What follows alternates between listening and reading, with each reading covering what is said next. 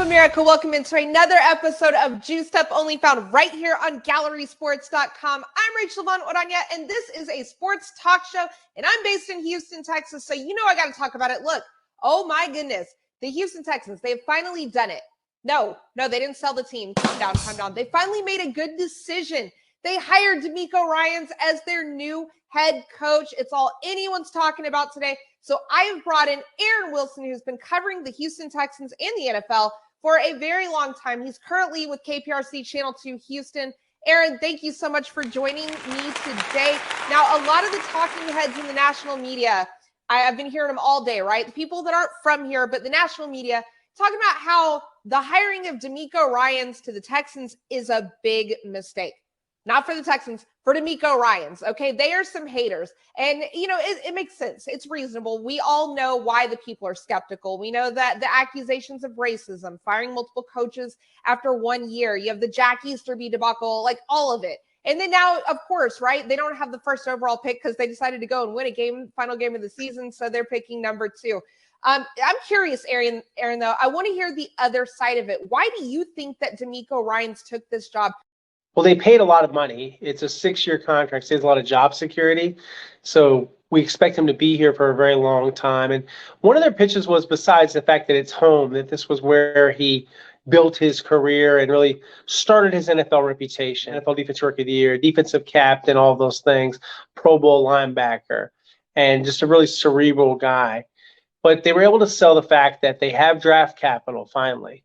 That they have a couple of high first-round draft picks, the second pick and the 12th pick, that they have a plan, that there is some talent on the roster, not enough talent, but it's not like the entire roster are slouches. There are some good players, there just aren't enough of them, and they're going to work on that.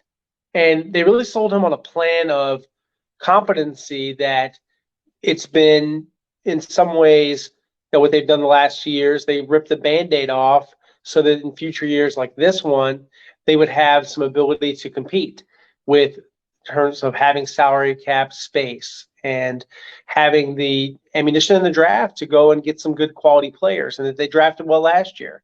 So I think he saw that. He saw, well, they got Damian Pierce in the 4th round. They got Derek Stingley. They are doing some things well. It's not the 49ers, but when you take over a team, it's always something of a build or a rebuild. And I think he was willing to take on that challenge. And he thought long and hard. Initially, yeah, he had some hesitation about taking the interview. And then once he committed, he went after the job and he was all in. Yeah, absolutely. I feel the same way. Like this is Demeco did have options, right? So this is really the Texans interviewing, like he's interviewing the Texans. So that makes perfect sense. 6 years is a long time. I do think it's a long enough time to turn this franchise around. So I'm super excited. Now, something that's really exciting for a lot of us to sit here and think about and try to figure out is who's he going to bring with him? Who is he going to hire as offensive coordinator, defensive coordinator? Do you have any insight into that? I do, yes. I've reported this for Channel 2 and on my Twitter account as well at @AaronWilson_NFL, that the Texans have interest in Corey Unlin. He's the 49ers defensive passing game specialist and also secondary coach. He's a former Detroit Lions defense coordinator. And so he has some experience. Demeco will run the defense, but he'll need help to run the defense. He'll need someone to help him with the defensive game plan. So that's someone that he has interest in talking with. Marquand Manuel, the Jets safeties coach, who's a former Falcons defense coordinator, also on his list. The number 1 pick I think he could have gotten would have been Chris Kocurek, who coaches the 49ers defensive line. It's my understanding the 49ers are trying everything they can to hold on to Chris and keep him with the 49ers, probably with an upgraded title and salary, perhaps defensive run game coordinator.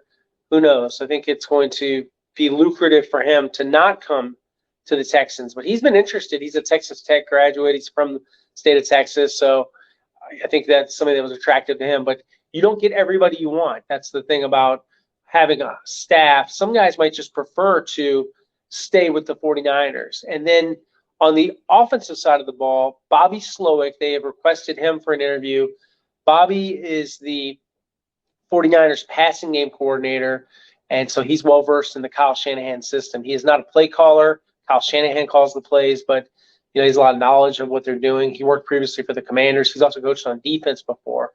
And they asked to interview Troy Walters, the Cincinnati Bengals receivers coach, also for the offense coordinator job. So we'll see who do they get for coordinators, and then who do they decide to keep. But it's all about the coordinators first. We'll see. It's up to Demeco. Any coach that they have, it's got to be somebody that Demeco wants to work with. He has autonomy of the coaching staff, and they won't be forcing coaches on him the way they did with David Culley. It'll be Demeco's stamp on this coaching staff. Good. That's what I like to hear. That's what the fans want to hear.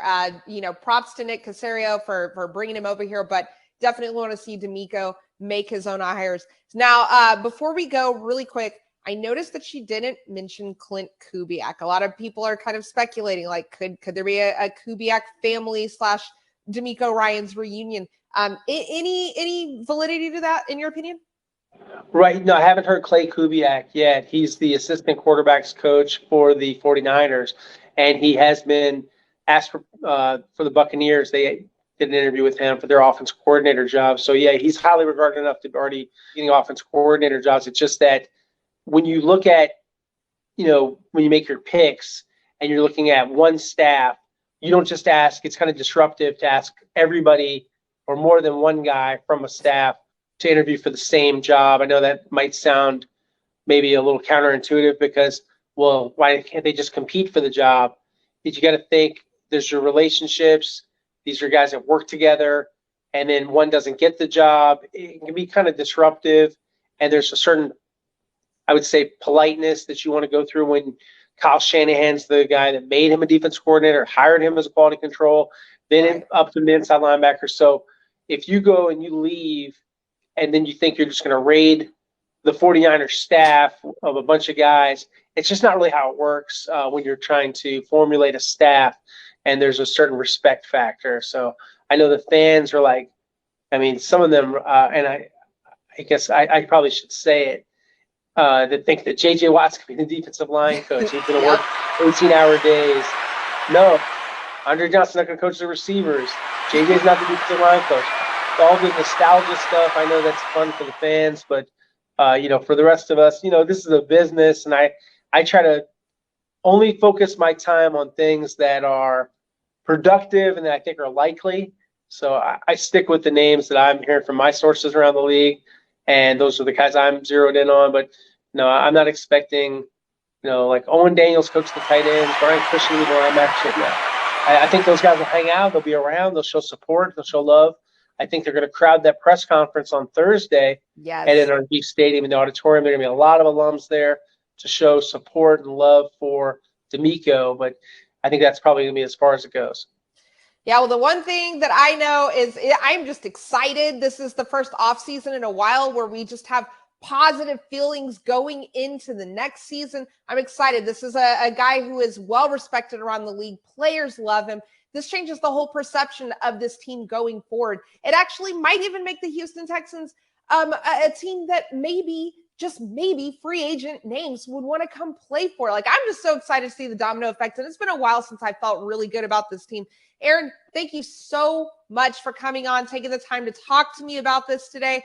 I'm really looking forward to getting you on the show again later on down the line in the future. Thank you so much, guys. That is all the time we have for now. This has been Juiced Up, only found on gallerysports.com. That is your one-stop shop for immediate insight and information. I'm Rachel Von Orania, and I will see you mañana.